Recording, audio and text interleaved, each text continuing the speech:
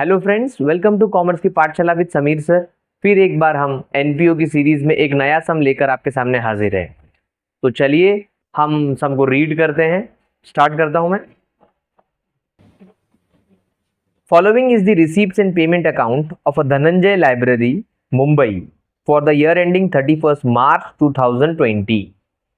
देखिए, अब जो ये एनपीओ है वो एक लाइब्रेरी का है। उस लाइब्रेरी का नाम है धनंजय लाइब्रेरी। तो सबसे पहले हम लोग लिख देंगे ऊपर in the books of Dhananjay library. ये हमारा इनकम एंड एक्सपेंडिचर अकाउंट। यहाँ पर एक्सपेंडिचर डेबिट साइड में और क्रेडिट साइड में इनकम, और वो रही हमारी बैलेंस शीट।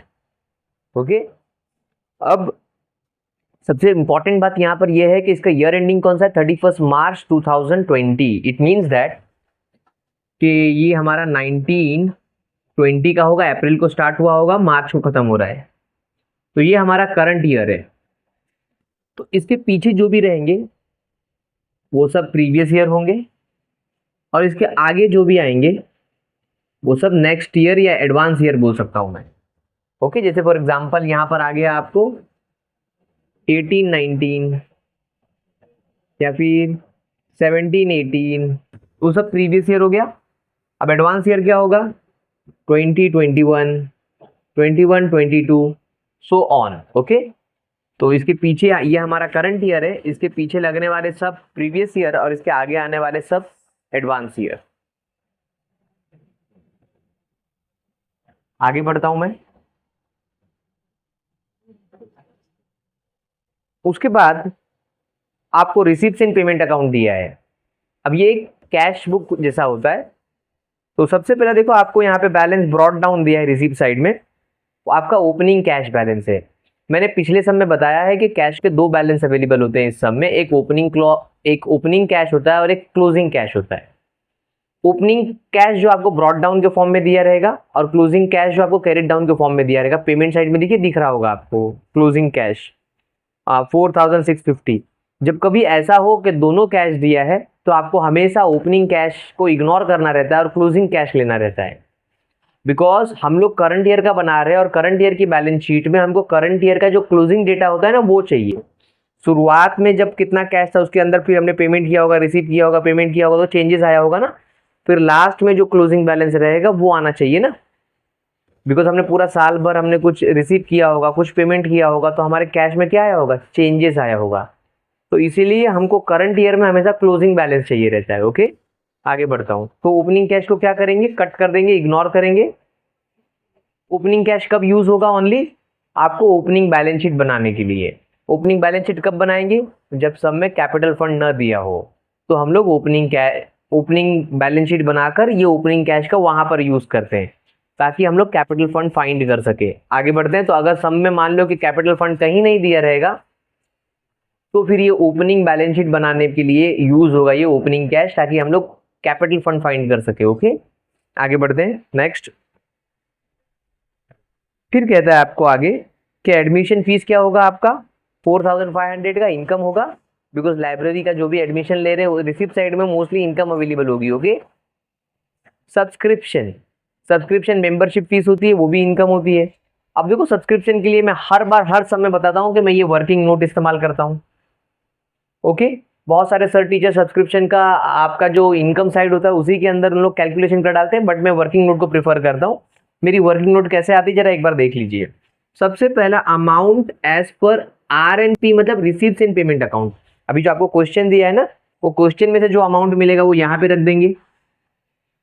अगर मान लो outstanding of the current year, कुछ करंट ईयर का आउटस्टैंडिंग पैसा आपका सब्सक्रिप्शन का आने वाला है, बट कौन सा, करंट ईयर का, तो वो अमाउंट इधर रख देंगे।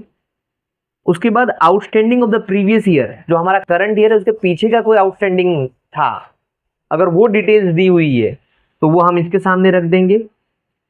और अगर हमने कोई नेक्स्ट ईयर का सब्सक्रिप्शन करंट ईयर में रिसीव कर लिया, इस साल में हमने नेक्स्ट ईयर का रिसीव कर लिया, तो जो भी नेक्स्ट ईयर का सब्सक्रिप्शन है वो इसके सामने रख देंगे।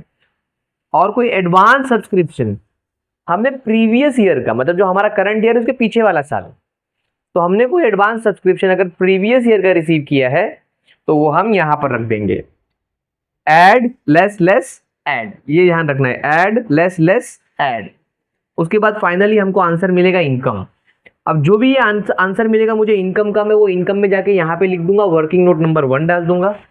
और उसके बाद जो यहाँ पे असेट्स लिखा है, ए फॉर असेट्स है, ये जो outstanding of the current year के सामने ए लिखा है ना, तो इट मीन्स ये असेट्स में जाएगा यहाँ का बैलेंस। और यहाँ पे जो आपको advance for the next year लिखा हुआ है वो आपकी लायबिलिटी होती है, तो लायबिलिटीज में लिख देंगे जाके। ओके, और इस तरह हमारी सब्सक्रिप्शन की नोट कंप्लीट होती है। तो जो ये सब्सक्रिप्शन मुझे रिसिप्ट्स एंड पेमेंट अकाउंट में दिखा रहा है, देखो वो यहाँ पे डाल दूंगा, amount as per receipts and payment account. Okay, posting करने के टाइम, अभी तो मैं सम रीड कर रहा हूँ ना, आगे बढ़ते हैं। लेक्चर हॉल, हायर चार्जेस आपकी इनकम है, मिसलेनियस इनकम इनकम है, इंटरेस्ट ऑन इन्वेस्टमेंट आपकी इनकम है, ये सारी आपकी इनकम थी, इनकम साइड जाएगा। उसके बाद पेमेंट साइड में आ गए हम लोग। तो पेमेंट साइड में कौन सी चीजें हैं, सैलरी है, रेंट है। अभी इन्वेस्टमेंट कोई एक्सपेंस नहीं है आपका, इन्वेस्टमेंट आपका असेट से आपने खरीदा होगा। तो कोई भी असेट्स के लिए मैं ये वर्किंग इस्तेमाल करता हूँ, वर्किंग नोट नंबर 2। जैसा मैंने कहा कि बहुत सारे सर टीचर्स असेट्स को असेट्स में ही क्लोज कर डालते हैं, वो लोग ये सारा वर्किंग वहां पे करते हैं, बट मैं प्रिफर करता हूँ कि वर्किंग नोट नीचे करूँ। अब ये वर्किंग नोट कैसी है, ध्यान से सुन लेना एक बार। सबसे पहले कोई ओपनिंग बैलेंस रहेगा तो वो यहाँ पे रख देंगे वो असेट्स का। अगर हमको सम में कोई रिसिप्ट्स एंड पेमेंट अकाउंट में से मिलता है, आरएनपी मतलब रिसिप्ट्स एंड पेमेंट अकाउंट में से, अमाउंट उसके सामने रख देंगे और इन दोनों का टोटल आ जाएगा। और सम में कोई क्लोजिंग बैलेंस दिया है तो वो क्लोजिंग बैलेंस यहाँ पे रख देंगे। और फाइनली जब हम प्लस माइनस करेंगे, देखो यहाँ पे ये प्लस है और ये क्लोजिंग बैलेंस माइनस होता है, तो हमको मिलेगा डेप्रीसिएशन या तो फिर कंज्यूम्ड।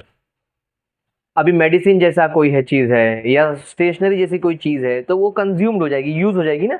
बट अभी प्लांट मशीन फर्नीचर है तो उस पर क्या निकलेगा, डेप्रीसिएशन निकलेगा।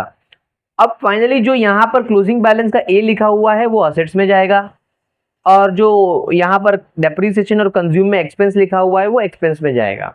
इस तरह मेरी ये असेट्स की भी वर्किंग नोट कंप्लीट होती है। बट यहाँ पर कौन से असेट्स आएंगे ध्यान से सुन लेना, अब ये बात बहुत इंपॉर्टेंट है। यहाँ पर जिस असेट्स के कम से कम opening, receipts and payment account और क्लोजिंग, इन तीनों में से कम 2 बैलेंस देने चाहिए। 3 दिए तो अच्छी बात है, तो यहीं पर आएगा। बट अगर 2 भी बैलेंस दिया है, मिनिमम 2 बैलेंस, या तो ओपनिंग बैलेंस या तो amount in receipts and payment account या तो क्लोजिंग बैलेंस, तीनों में से कम 2 भी बैलेंस दिया है तो वो असेट्स यहाँ पर आएगा। तो आप क्वेश्चन पूछोगे सर मान लो जिसका एक ही बैलेंस दिया है तो फिर उसको आपको यहाँ पे लाने की जरूरत ही नहीं है, आपका काम बढ़ जाएगा। बेटर है कि आप उसको डायरेक्टली वहां पर असेट्स में लेके जाके पोस्ट कर दो, वहां पे जाके लिख दो जो भी असेट्स है वो। तो एक बैलेंस अवेलेबल है तो डायरेक्टली हम लोग वहां पे लिखेंगे। बट किसी की 2 बैलेंस अवेलेबल है या 2 से 3 बैलेंस अवेलेबल है उस असेट्स का, पर्टिकुलर असेट्स का, तो हम लोग कहाँ पे लिखेंगे, वर्किंग में। आप बोलोगे सर वर्किंग का क्या फायदा, ईजी हो जाता है, आप देख लो, मैंने हर समय बताया, इस समय भी बता दिया मैंने। आगे बढ़ता हूँ नेक्स्ट।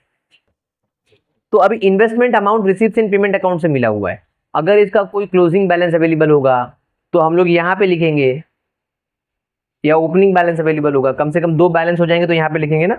और अगर मान लो कि कुछ भी नहीं दिया इसके बारे में, बस खाली यहाँ पर दिया हुआ है, तो डायरेक्टली कहाँ पे लेके जाएंगे, असेट्स में। आगे बढ़ते हैं। स्टेशनरी हम एक्सपेंस मान के चलेंगे, नीचे कुछ बैलेंस दिया रहेगा तो देख लेंगे। इलेक्ट्रिसिटी चार्जेस एक्सपेंस है। अभी देखो बुक्स असेट्स होता है, लाइब्रेरी है ना, तो बुक्स यहाँ पे एक्सपेंस नहीं होता है, बुक्स असेट्स होता है, बिकॉज वो बार बार यूज होता है और उससे कमा के मिलता है पैसा आपको, तो बुक्स असेट्स हो गए। तो सेम अगर उसके 2 बैलेंस दिए हैं तो वर्किंग, एक बैलेंस दिया है तो असेट्स में। नेक्स्ट, आउटस्टैंडिंग एक्सपेंस 18-19 का है। आपका करंट ईयर कौन सा है, 19-20 ना, हमारा करंट ईयर कौन सा अभी बताया मैंने, 19-20, और 18-19 कौन सा है आपका, प्रीवियस ईयर।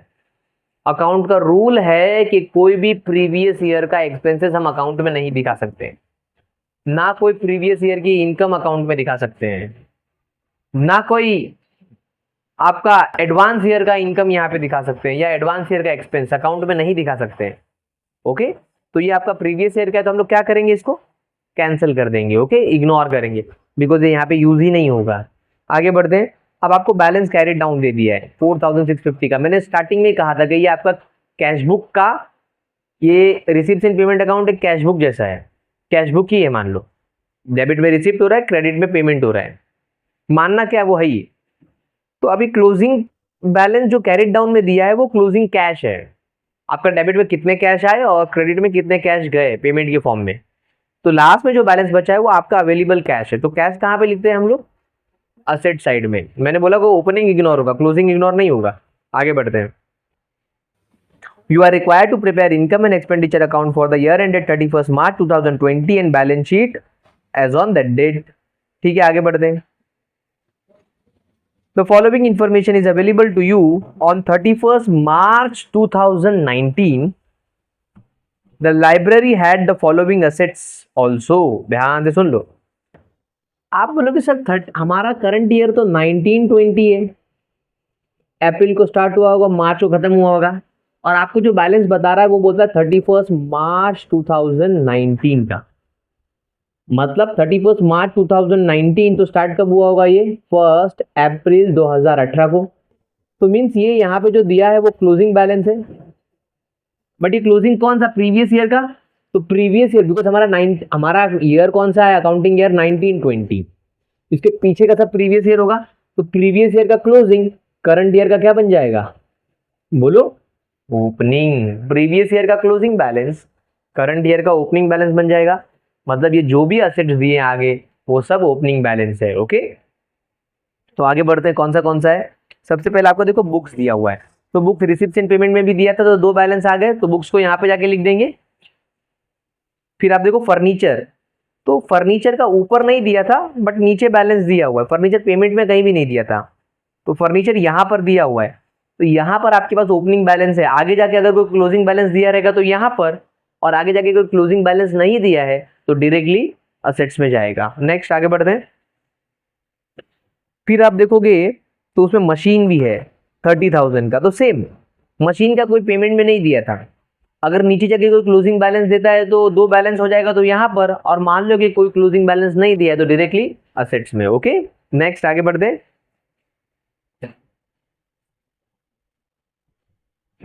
उसके बाद आपको देखो एडजस्टमेंट नंबर 2 है, subscription received in advance amount to ₹500. देखो आपने करंट ईयर में एडवांस रिसीव कर लिया, तो आपने एडवांस कौन सा रिसीव कर लिया होगा? नेक्स्ट ईयर का. ध्यान में रखना ये वाला. Okay, advance of the next year. Current year में आप कौन सा रिसीव करोगे? 1920 में, अगला आने वाला साल का ना. उसके बाद आपको है आउटस्टैंडिंग सैलरी और आपका रेंट आउटस्टैंडिंग है. तो हम लोग सैलरी और रेंट जब लिखेंगे तो एक लाइन छोड़ देंगे, उसके ऊपर एक मार्किंग कर लेंगे ताकि हम लोग वहां पर एडजस्टमेंट कर सके. Next, 50% off admission fees to be capitalized. वो कहता है कि आपका जो शुड बी कैपिटलाइज्ड, आपका जो एडमिशन फीस आया है, आपकी पूरी इनकम नहीं है, उसमें से 50% पैसा आपको क्या करना है? कैपिटलाइज करना है. ध्यान रखना. ओके, आगे बढ़ते हैं. तो हम लोग एडमिशन फीस भी कहाँ पे लिखेंगे? इनर कॉलम में. Furniture to be depreciate at 10%. आपको फर्नीचर को डेप्रिशिएट करना है 10%. तो फर्नीचर पे हम लोग ध्यान रखेंगे कि एक लाइन छोड़ना है, स्टार कर देना पड़ेगा, मार्क कर देना पड़ेगा, कोई मार्किंग करके, ताकि एक लाइन छोड़ सके. यहाँ पर लेकर आगे तो कोई प्रॉब्लम ही नहीं होगा, ऑटोमेटिक पूरा वर्किंग कर देगा. बट मान लो कि एक ही बैलेंस अवेलेबल था और हम लोग डायरेक्टली असेट्स में लेके जा रहे हैं, तो फिर क्या करना पड़ेगा? एक लाइन छोड़ना पड़ेगा. हाँ, आगे बढ़ते हैं. फिर आप देखोगे तो आपको कहता है कि library books were purchased on 1 April 2019, charge depreciation at the rate 10% per annum. वो कह रहा है कि आपके पास जो लाइब्रेरी बुक आपने परचेज की है ना पेमेंट में, देखो बुक्स लिखा हुआ है 5,000 का, वो बुक्स और जो नीचे आपको बुक्स दी थी 50,000 की, वो तो ओपनिंग बैलेंस था.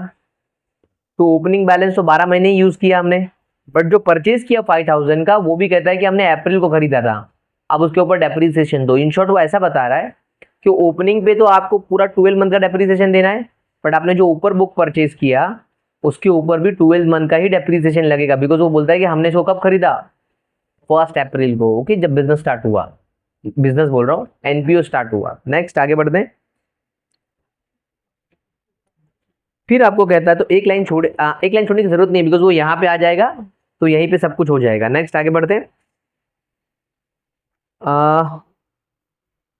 The investment were purchased on 1 April 2019 and they carry interest at 12% per annum. आपने जो पेमेंट में इन्वेस्टमेंट की है ना 6,000 का, वो कहता है कि वो भी हमने 1 अप्रैल को ही खरीदा था जब हमने एनपीओ स्टार्ट किया, और उस पर भी कितना परसेंटेज आपको इंटरेस्ट है? 20% पर एनम. मतलब आपको मिलने वाला ही है, और यहाँ पर जाके आपके सम कंप्लीट होता है. अब ध्यान से सुनो एक बार, यहाँ पर आपको कैपिटल बैलेंस दिया ही नहीं था, पूरे सम में कैपिटल बैलेंस मिला क्या? नहीं मिला. तो हमको क्या करना पड़ेगा? हमको बैलेंस शीट बनानी पड़ेगी। कौन सी वाली सर? बनाई तो है, ओपनिंग वाली बैलेंस शीट। एक minute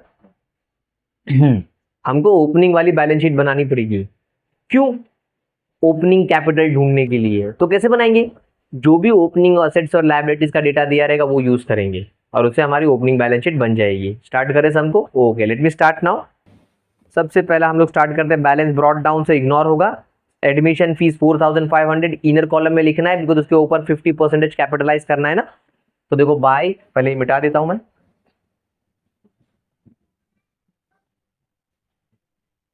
okay, bye admission fees 4500 और इनर कॉलम में एक लाइन छोड़ दिया बिकॉज उसके ऊपर हमको एडजस्टमेंट है। फिर आपको सब्सक्रिप्शन, देखो ये सब्सक्रिप्शन 20,000 का कहां से मिला है? रिसिप्ट्स एंड पेमेंट अकाउंट से। तो देखो ये subscription amount as per receipts and payment account के सामने जाके 20,000 लिख दूंगा। ओके, कोई प्रॉब्लम नहीं है। नेक्स्ट आगे बढ़ते हैं। लेक्चर हॉल हायर चार्जेस, आपको इनकम हुई है लेक्चर हॉल से, इनकम में जाके लिख देंगे बाय लेक्चर हॉल हायर, और अमाउंट है इसका आपको 4200 डायरेक्टली आउटर कॉलम बिकॉज कोई एडजस्टमेंट नहीं है। नेक्स्ट आगे बढ़ते हैं। मिसलेनियस इनकम, आपकी इनकम है 250 की।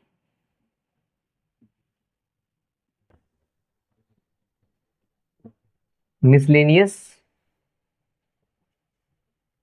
ठीक है, 250 rupees. Next, interest on investment. अब देखो आपको ऑलरेडी इंटरेस्ट ऑन इन्वेस्टमेंट पे एक एडजस्टमेंट था। क्या आपको, आपने जो इन्वेस्टमेंट किया उसके ऊपर 20% इंटरेस्ट आने वाला है और आपने ऑलरेडी कितना रिसीव करके रखा है? 900 का। तो एक लाइन छोड़ेंगे बिकॉज एडजस्टमेंट है। ओके, तो बाय, इस पे हम लोग स्टार मार्क कर डालने का। ओके, ताकि याद रहे कि एक लाइन छोड़ना है। मैं खाली इंटरेस्ट लिखता हूँ बिकॉज जगह नहीं है उतना बड़ा स्पेस मेरे पास। 900 और एक लाइन छोड़ दिया बिकॉज एडजस्टमेंट थी। मैंने मेरा रिसीव साइड कंप्लीट कर दिया, पेमेंट साइड आ जाता हूँ। सबसे पहला सैलरी का पेमेंट किया 9,000, तो एक्सपेंसेस है और उसके ऊपर भी एक एडजस्टमेंट है, आउटस्टैंडिंग है ना, तो इनर कॉलम में। तो यहाँ पे लिख दूंगा सैलरी।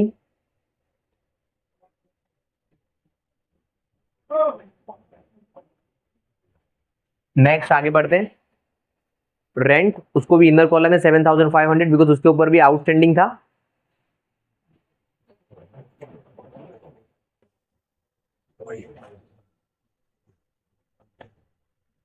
Next, investment. अब देखो ये इन्वेस्टमेंट एक हमको रिसीप्ट इन पेमेंट अकाउंट में दिया था ना, इसका कोई ओपनिंग बैलेंस था ना इसका कोई क्लोजिंग बैलेंस था। तो डायरेक्टली हम लोग कहां पे लेके जाएंगे? खाली एक ही बैलेंस है ना, तो असेट्स में लेके जाएंगे। और नंबर 2, इसके ऊपर एक एडजस्टमेंट है कि आपको 20% इंटरेस्ट मिलने वाला है, तो इनर कॉलम में लिखेंगे। और इन्वेस्टमेंट का अमाउंट है 6,000।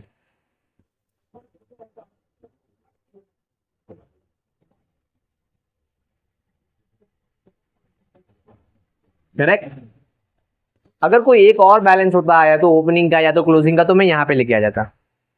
आगे बढ़ते नेक्स्ट। स्टेशनरीज आपको 1,350 की है। हाँ, पहली बात तो ये कि अगर इन्वेस्टमेंट में यहां पे लेके जाता और फाइनल आंसर जो आता, फिर वो मेरा डेप्रिसिएशन और कंज्यूम नहीं होता, फिर वो मेरा इंटरेस्ट का इनकम बनता। ओके, बिकॉज वो इन्वेस्टमेंट है ना। डेप्रिसिएशन और कंज्यूम वर्ड किसके लिए यूज किया है? एक्सपेंसेस के लिए। ध्यान रखना अगर यहाँ पे लेकर आते हो तो। बट यहाँ पे लाने की जरूरत ही नहीं है, डायरेक्टली वहां पे हो सकता है ना, वो एक ही बैलेंस अवेलेबल था। और कोशिश करो कि जैसे कि वो असेट जिसके ऊपर तुम्हारी इनकम होने वाली है, जैसे इंटरेस्ट की, जैसे कि इन्वेस्टमेंट हो गया, एफडी हो गया, उसको यहाँ पे मत लिया करो, डायरेक्टली वहीं पे कॉल सॉल्व किया करो। ओके, आगे बढ़ते हैं। हम लोग स्टेशनरी पे थे, 1,350 हमारा एक्सपेंसेस है और कोई एडजस्टमेंट नहीं था, तो आउटर कॉलम स्टेशनरी 1,350। नेक्स्ट आगे बढ़ते हैं। इलेक्ट्रिसिटी चार्जेस 850 का, same, no adjustment to outer column.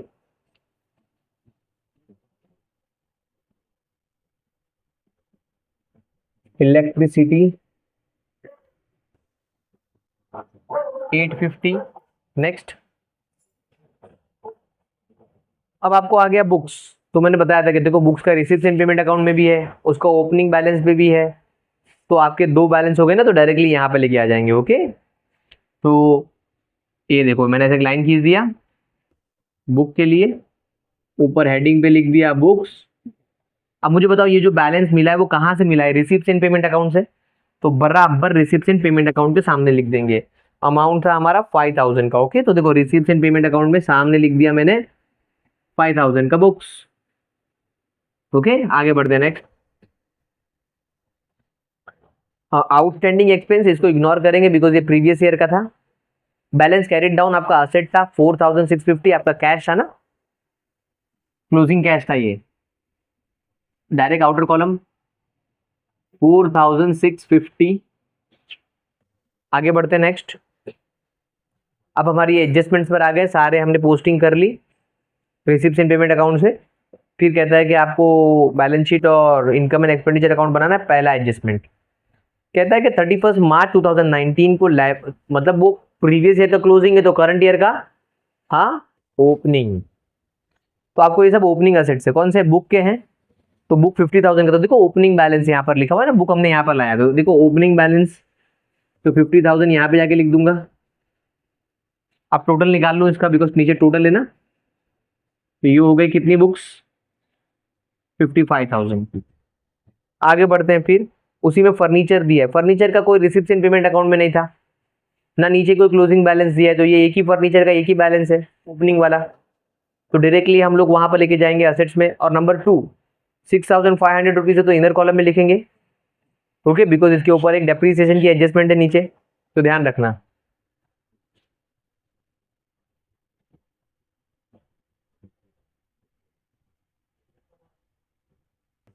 $6,500।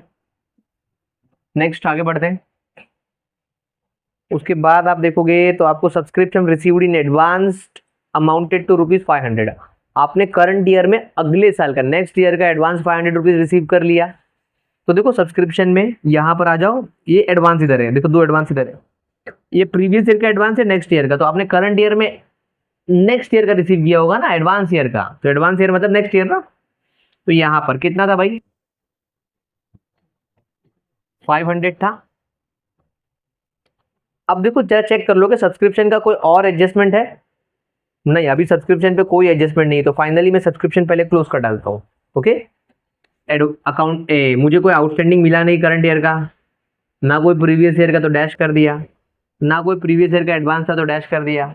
अब फाइनल टोटल लेकर आऊंगा तो ये 500 माइनस हो जाएगा ना एज पर रूल। देखो ये माइनस में है, तो यहाँ पर आ जाएगा आपको 19,500। तो ये कहाँ पे जाने वाला है आपकी? देखो इनकम लिखा है ना, तो इनकम में जाके लिख देंगे by subscription. Working note number 1 से आया 19,500 का बैलेंस। करेक्ट। अब इधर देखो असेट्स में कुछ नहीं है। हाँ, इधर एल एल के सामने लायबिलिटीज के सामने है ना 500 रुपीज। तो हम लोग जाके यहाँ पे लिख देंगे क्या था, ये एडवांस सब्सक्रिप्शन था। ओके, तो लायबिलिटी में ऊपर 4-5 लाइन छोड़ के, बिकॉज कैपिटल लिखना रहता है ना मुझे। Advance subscription working note number 1 से मिला और ये अमाउंट था 500। सिंपल, इसलिए मैं ये वर्किंग यूज करता हूँ। अगर मान लो यहाँ पे बैलेंस होता तो वो ऐड होता और असेट्स में जाता, यहाँ पे कुछ होता तो वो लेस होता और कहीं जाता नहीं। बट जहाँ पे ए और एल लिखा हुआ है वो असेट्स और लायबिलिटीज है। आगे बढ़ता हूँ नेक्स्ट। तो हमारा सब्सक्रिप्शन का यहाँ पर कंप्लीट हो गया। अब आपको आउटस्टैंडिंग सैलरी है 1,300 की और रेंट है 950 का। तो दोनों क्या होगा? आउटस्टैंडिंग ऐड होगा ना। तो आ जाओ सैलरी में ऐड कर देते हैं आउटस्टैंडिंग सैलरी 1,300। तो बाहर कितनी आ जाएगी बोलो? 10,300। परफेक्ट। अब आउटस्टैंडिंग मतलब पेमेंट करना बाकी है ना आपको सैलरी का, एनपीओ को बाकी है अभी सैलरी पे करना, तो वो लायबिलिटी हो जाएगा। आपको आउटस्टैंडिंग है ना, तो आउटस्टैंडिंग सैलरी 1,300। नेक्स्ट सेम आपका रेंट भी है 950 का, तो वो भी आउटस्टैंडिंग है, तो वो भी ऐड करना पड़ेगा।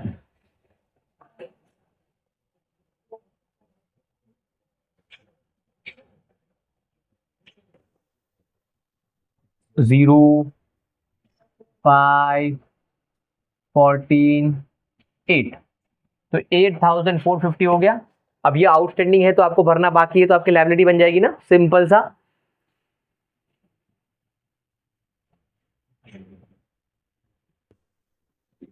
आगे बढ़ते हैं, 950 की लायबिलिटी बन गई।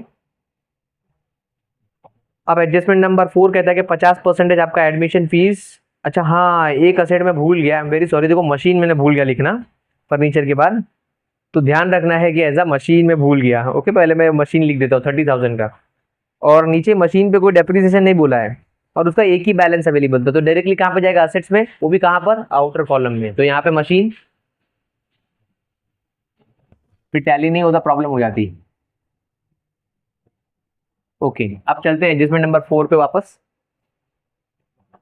50% आपका एडमिशन फीस को बोलता है कैपिटलाइज कर दो, तो ठीक है भाई, आपका एडमिशन फीस जो भी मिला है उसका 50% जो बोलता है कैपिटलाइज कर दो, मतलब उसको कैपिटल बना दो। तो यहाँ पे अगर मैं 50% माइनस करूँ तो इसका 50% कितना होगा, 2250, माइनस कर दो तो बाहर कितना आएगा, 2250, बचा हुआ 2250 क्या बोला उसने, कैपिटलाइज कर दो, इसको कैपिटल में ऐड कर दो। तो ये देखो आपका कैपिटल यहाँ पर आने वाला है, बिकॉज हमारे पास अभी है ही नहीं, बट उसमें क्या ऐड हो जाएगा आपका, एडमिशन फीस 2250। सिंपल था, उसने बोला कि आपका एडमिशन फीस को कैपिटलाइज कर दो, मतलब वहां से हटा दो, तो वहां से 50% हटा दिया, 50% ही मेरा सिर्फ एडमिशन फीस बचेगा, इनकम, और 50% आपका कहाँ पे ऐड हो जाएगा, कैपिटल में ऐड हो जाएगा। तो अभी कैपिटल ढूंढना नहीं है, इसीलिए मैंने उसको ब्लैंक रख के वहां पे लिख दिया है, जब मिलेगा तब ऐड कर दूंगा। Next, furniture to be depreciated at 10% per annum, आपका फर्नीचर आप डेप्रिशिएट करो 10%, बड़ा सिंपल है, देखो इधर ये रहा हमारा फर्नीचर, लेस 10% डेप्रीसिएशन। डेप्रीसिएशन आपका असेट्स का वैल्यू रिड्यूस हो जाता है ना यूज करने पर, तो वो आपका एक्सपेंस हो गया, तो 10% तो 650 होगा ना, इसका बहुत सिंपल है। तो यहाँ पर 0 5, यहाँ पे बचे 4, तो 14 में से 6 गए तो 8, यहाँ बच गए 5, तो 5850 आ गया आपका। अब डेप्रीसिएशन क्या होगा, एक्सपेंस होगा, तो आपको एक्सपेंडिचर में दिखाना पड़ेगा ना, करेक्ट। तो डेप्रीसिएशन ऑन फर्नीचर 650 का। आगे बढ़ते नेक्स्ट, फिर आप देखोगे तो आपको कहता है कि लाइब्रेरी बुक जो आपने परचेस किया था ना, वो 1 अप्रैल को परचेस किया था, मतलब आपने जो ये पेमेंट वाले में है, दिख रहा है आपको 5000 का, वो आपने परचेस किया था ना पेमेंट में, तो वो 1 अप्रैल को, मतलब वो ओपनिंग से ही आपके पास है 1 अप्रैल से ही, तो मतलब पूरे 12 महीने का जो भी डेप्रिसिएशन लगेगा उसके ऊपर, और ओपनिंग तो आप शुरुआत से ही यूज कर रहे हो, तो उसके ऊपर भी 12 महीने का लगेगा, ध्यान से। ओके, और कहता है बाद में कि 10% डेप्रिसिएशन दे दो, तो देखो इधर मैंने बोला जो वर्किंग, जो असेट्स यहाँ पर आया उसका सारा वर्किंग यहीं पे हो जाता है ना।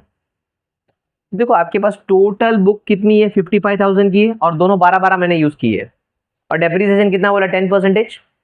तो 55,000 पे अगर मैं 10% डेप्रिसिएशन निकालूंगा तो कितना आएगा, इधर देखो 5,500। आपको पता है ना, एक जीरो कम कर देना डायरेक्टली, तो डेप्रिसिएशन के सामने लिख दिया मैंने कि बुक पे डेप्रिसिएशन है 10%, 5,500। अब मैं इसको माइनस कर दूंगा तो मुझे क्लोजिंग बैलेंस मिल जाएगा। देखो वैसे तो अगर ये बैलेंस होता और क्लोजिंग अवेलेबल होता तो क्लोजिंग में यहाँ पे रखता, माइनस करता, ऑटोमेटिक डेप्रिसिएशन मिल जाता मुझे, बट सबने क्या किया, आपको डेप्रिसिएशन निकालने बोला और बाद में बोला कि क्लोजिंग ढूंढो, तो क्लोजिंग तो ढूंढना पड़ेगा, तो क्लोजिंग कैसे ढूंढेंगे, ये इसमें से माइनस होगा तो बैलेंसिंग क्लोजिंग मिल जाएगा ना आपको, कि आपके पास 55,000 की बुक्स थी, उसमें से 5,500 का डेप्रिसिएशन लग गया, तो यहाँ पर कितना आ जाएगा आपको, 49,500, करेक्ट। तो आपका 49,500 का आपका बुक्स हो गया, तो बुक्स कहाँ पे जाके लिख देंगे, असेट्स में जाके लिख देंगे। तो हमारा देखो यहाँ पे A फॉर असेट्स लिखा है ना, क्या किया मैंने, 10% डेप्रिसिएशन निकाला 5500। अब ये इसका माइनस कर दूंगा तो बैलेंसिंग डिफरेंस आ जाएगा, वो हमारा क्लोजिंग बैलेंस है। मैंने कहा कि हमको सिर्फ क्लोजिंग एसेट्स यहाँ पर दिखाना है, लास्ट में फाइनली कितने एसेट्स बचे। तो आपके पास 55,000 की बुक्स थी, उसमें से 5,500 का डेप्रिसिएशन लग गया, तो आपके पास 49,500 रुपीज की बुक्स अभी भी बची हुई है क्लोजिंग बैलेंस। तो वो जाएगा हमारा असेट्स में, बिकॉज देखो यहाँ पे क्या लिखा हुआ है, असेट्स। कौन सा असेट था ये, बुक। कहां से मिला, वर्किंग नोट नंबर 2 से, है ना। कितना अमाउंट है, 49,500। अब ये डेप्रिसिएशन कहां पे दिखाना, देखो यहाँ पे लिखा हुआ है एक्सपेंस, तो यहाँ पे जाके एक्सपेंस में दिखा दूंगा। ओके,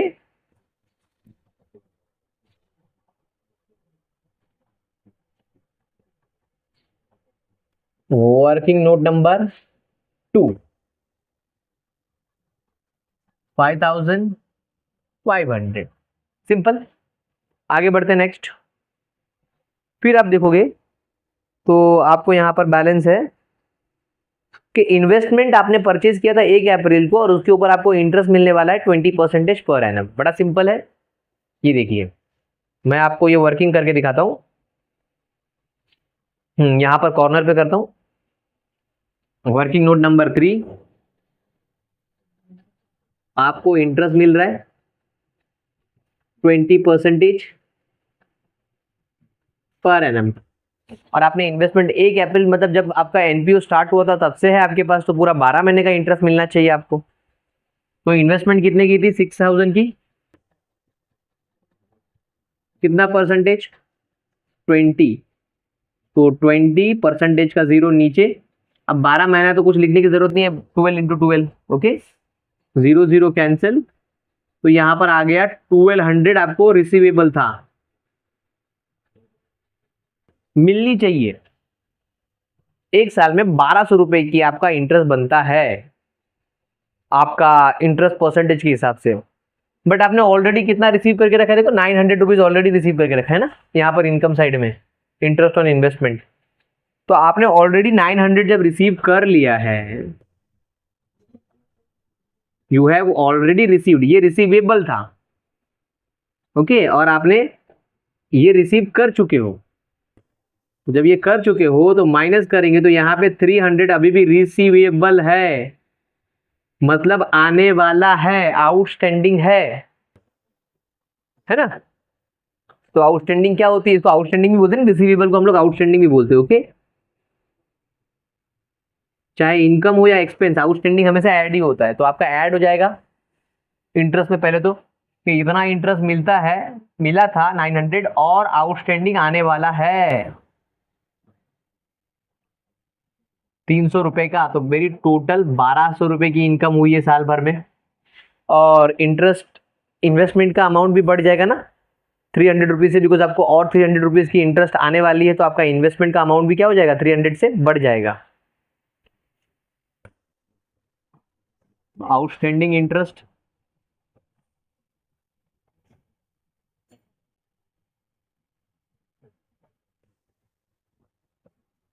हो गया, फाइनली सब कुछ ओवर हो गया। नहीं, एक चीज बाकी है, सोचो क्या, कैपिटल फंड।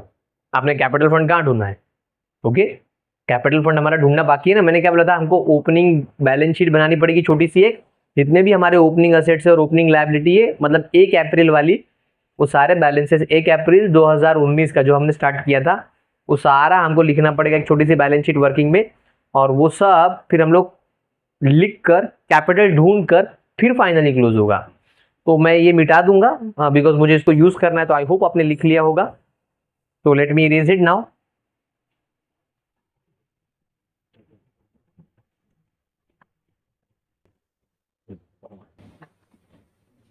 तो देखो ये आ गया मेरी ओपनिंग बैलेंस शीट, छोटी सी ऐसी वर्किंग है ये।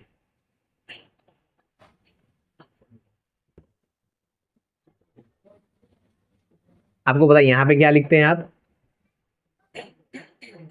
आपकी लायबिलिटीज, और हमारे राइट हैंड साइड पे क्या लिखते हैं, असेट्स, ओके। अब आ जाओ सब में देखते हैं स्टार्टिंग से, रिसिप्शन पेमेंट। तो सबसे पहले ओपनिंग बैलेंस शीट में देखो ओपनिंग कैश आएगा रिसिप्शन पेमेंट अकाउंट में से 5000 का। मैंने बताया था ना आपको शुरुआत में ही कि ओपनिंग कैश सिर्फ ओपनिंग बैलेंस शीट बनाने में यूज होगा अगर आपको कैपिटल फंड नहीं दिया है। तो यहाँ पर देखो ओपनिंग कैश कितना है 5000, और आपका ओपनिंग कैश क्या होगा, असेट्स होगा ना, वो बैलेंस ब्रॉट डाउन, वो आपका ओपनिंग कैश है। ओके 5000। उसके बाद रिसीप्ट इन पेमेंट अकाउंट में आप देखोगे तो यहाँ पे कुछ नहीं है रिसीप्ट साइड में, उसका पेमेंट साइड में आ जाओ तो देखो आपको आउटस्टैंडिंग एक्सपेंसेस एक 18-19 का दिया था। मैंने क्या बोला था कि आपको करंट ईयर में तो नहीं लेना, ओके, बिकॉज ये करंट ईयर का बैलेंस शीट है, बट आपका आउटस्टैंडिंग था तो प्रीवियस ईयर तो आउटस्टैंडिंग होगा, तो मतलब वो आपकी ओपनिंग लायबिलिटी थी। आप जरा समझिए, आपने करंट ईयर में पे किया 19-20 में, बिकॉज आपका 19-20 का आपका करंट ईयर का है। बट कौन सा वाला एक्सपेंसेस, आपका पिछले साल का, तो पिछले साल का एक्सपेंसेस आपने इस साल में पे किया होगा। तो जब आपने इस साल की बिजनेस स्टार्ट हुआ होगा तब तो ये बाकी होगा ना कि पे करना बाकी है आपको, तो ये ओपनिंग लायबिलिटी हो गई कि नहीं हो गई। आप समझे कि पिछले साल का आउटस्टैंडिंग था, जब आपने 19-20 स्टार्ट किया होगा तो आपका 18-19 का आपने बोला होगा कि अरे एक बाकी है पेमेंट, वो इस साल मैंने पे कर दूंगा, तो आपने पे कर दिया देखो पेमेंट साइड में। तो ये पिछले साल की आपकी लायबिलिटीज है, तो प्रीवियस ईयर का क्लोजिंग और करंट ईयर का ओपनिंग बन जाएगा, तो ये आपकी लायबिलिटी है आउटस्टैंडिंग एक्सपेंसेस।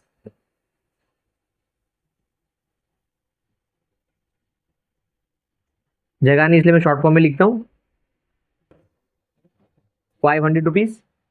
उसके बाद आप चेक करोगे तो आपका यहाँ पर पेमेंट साइड में कुछ भी नहीं है। आप बोलोगे कैरेट डाउन लो, अरे वो क्लोजिंग कैश है, वो कहाँ पर जाएगा आपका क्लोजिंग करंट ईयर की बैलेंस शीट में। देखो ऑलरेडी हमने लिखा हुआ है यहाँ पर कैश। अब आ जाइए, आपको देखो पहली एडजस्टमेंट में इंफॉर्मेशन दी हुई है कि 31 मार्च 2019 का library had the following assets. मैंने बताया अभी और स्टार्टिंग में भी बताया कि 31 मार्च 2019 का क्लोजिंग बैलेंस आपका करंट ईयर का ओपनिंग बैलेंस बनेगा, बिकॉज आपका 19-20 है ना, तो 18-19 का जो भी बैलेंस होगा वो आपका करंट ईयर का ओपनिंग बन जाएगा। तो आपके पास ओपनिंग बुक थे 50,000 की, तो यहाँ पे जाके लिख देंगे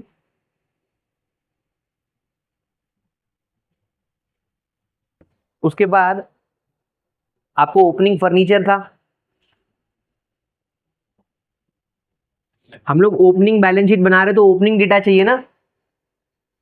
आप बोलोगे सर वहां पे भी लिखा हुआ है, अरे कैश के दो बैलेंस अवेलेबल थे, ओपनिंग और क्लोजिंग दोनों अवेलेबल थे, तो क्लोजिंग लिया मैंने क्योंकि हमको करंट ईयर में क्लोजिंग दिखाना है। बट फर्नीचर का ओपनिंग ही अवेलेबल था, बाकी कोई बैलेंस ही नहीं था, तो ओपनिंग को ही क्लोजिंग मानकर फिर हमने डेप्रिसिएशन दिया। सेम मशीन के साथ किया, ओपनिंग का ही क्लोजिंग मानना पड़ेगा अगर उसका क्लोजिंग अवेलेबल नहीं है तो। अगर अवेलेबल होता तो फिर मैं क्लोजिंग ही लिखता, ओपनिंग को इग्नोर करता या ओपनिंग को यहां पर लेकर आता, है ना। बट अवेलेबल ही नहीं था मशीन का, तो जो ओपनिंग बैलेंस था वो वहां पे क्लोजिंग मान लेंगे, और ये ओपनिंग बैलेंस शीट में भी यूज होगा बिकॉज हमको कैपिटल फंड ढूंढना है। तो मशीन का 30,000 ओपनिंग था आपका। उसके बाद आप देखोगे तो कुछ भी नहीं है आपको। उसके बाद सब वर्किंग नोट नंबर 2, 3, 4, 5, 6 और 7 तक कोई भी डेटा ऐसा अवेलेबल नहीं है जो आपको ओपनिंग बैलेंस शीट में यूज होगा। ओपनिंग बैलेंस शीट में यूज होने के लिए कंडीशन क्या है कि वो आपके क्लोजिंग बैलेंस होनी चाहिए, मतलब आपके प्रीवियस ईयर का सारा क्लोजिंग बैलेंस होना चाहिए। आप बोलोगे सर इन्वेस्टमेंट 1 अप्रैल को खरीदा ना, अरे बाबा तो इस साल खरीदा ना वो 1 अप्रैल को, आपको प्रीवियस ईयर का क्लोजिंग बैलेंस चाहिए जो इस साल ओपनिंग बन रहा है, मतलब 31 मार्च 2019 का क्लोजिंग होना चाहिए। जैसे आपका बुक्स था, फर्नीचर था और आपका मशीन था, बट इन्वेस्टमेंट तो इस साल खरीदा है, इसीलिए वो ओपनिंग डेटा नहीं है। ओके, भले अप्रैल को खरीदा 1 अप्रैल को, समझे कि नहीं समझे। ओके, तो अब मैं क्लोज कर दूंगा फाइनली। जो बड़ा बैलेंस है वो दोनों तरफ डेफिनेटली यहाँ पे बड़ा है, 0, 0, 5, 11 हो गया तो एक इधर, तो ये 91,500, 91,500, 91,500 दोनों तरफ लिख दिया। अब छोटा बैलेंस माइनस कर दूंगा तो यहां पर आ जाएगा आपका 91,000। ये आपका कैपिटल बैलेंस आ गया। अब कैपिटल बैलेंस वहां पे जाके लिख दूंगा, तो यहां पर आपका आएगा 93,500। 250 इनर कॉलम में क्यों लिखा हूँ, बिकॉज अभी सरप्लस और डेफिसिट इसमें एडलेस होगा ना। अब फाइनली मैं इसको टैली करूंगा और जो भी सरप्लस और डेफिसिट रहेगा वहां पे जाके एडलेस कर दूंगा। ओके, तो इसको टैली करते हैं। जैसा मैंने बताया कि पहले आप क्या लिख लो, ऐसा 2 बॉक्स बना लो डबल लाइन वाले। अब पेंसिल से नीचे पहले लिख दो कि बड़ा बैलेंस कौन सा है। तो यहाँ पे टोटल करता हूँ 0, फिर 20 आ गया तो 2 कैरी हो गए, तो ये हो गया 5 9 12 20 26 26 और ये आपका आ गया, हाँ यहाँ पर आपका 26 और ये 5 आ गया। वापस एक बार, और 20 तो 2 कैरी हो गया, तो 5 9 12 20 26 26 और ये 31, 3 कैरी हो गया, तो ये हो गया आपका 11 12 और ये 17 और ये आ गया 2, तो 27,100 यहाँ पर आ रहा है। अब यहाँ पे चेक कर लेते हैं, तो यहाँ पर आपका टोटल आ रहा है 0,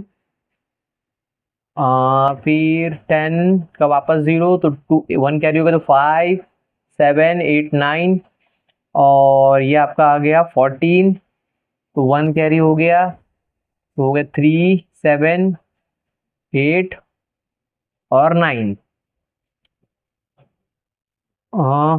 कुछ आगे पीछे हो गया, wait wait wait wait wait wait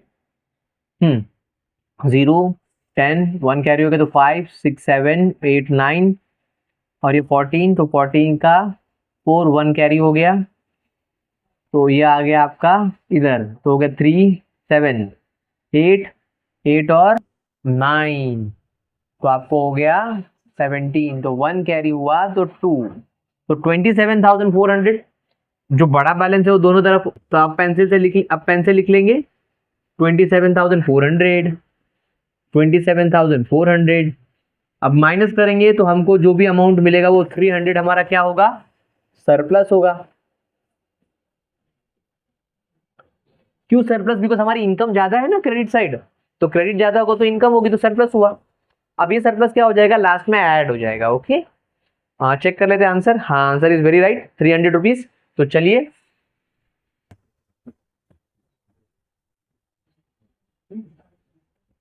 surplus 300 add हो जाएगा, तो आपको जो बाहर टोटल आएगा वो आपको आएगा 93,550 का। अब फाइनली हमारी बैलेंस शीट टैली करके चेक करेंगे, अगर दोनों साइड टैली होता है तो राइट है, अदरवाइज कुछ रॉन्ग होगा। चलिए देखते हैं। 0 10 1 कैरी होगा 6 और ये 11 11 और ये 14 14 और 9, आपको आ जाएगा 14 और 9 यहाँ पर आ जाएगा 23, तो 3 आ गया इधर, 2 हो गया कैरी, तो ये हो गया 5 और ये 6 और ये 9, यहाँ पे आ रहा है 96,300। वहां पे भी चेक कर लेते हैं। बहुत बार लोग डायरेक्टली लिख देते हैं, ऐसा मत करो, चेक करो। ओके, 0 10 का 0, तो वापस 1 कैरी हो गया, तो 4 10 18 18 और ये 23, 3 आ गया, तो 2 हो गए ऊपर, 8 10 और ये 15, सॉरी 8 12 17 17 और 9, आपका यहाँ पे आ दो 26, तो वहां पे चले गए 2, तो हो गए 5 और ये 9, 96,300 finally tally. Thank you so much.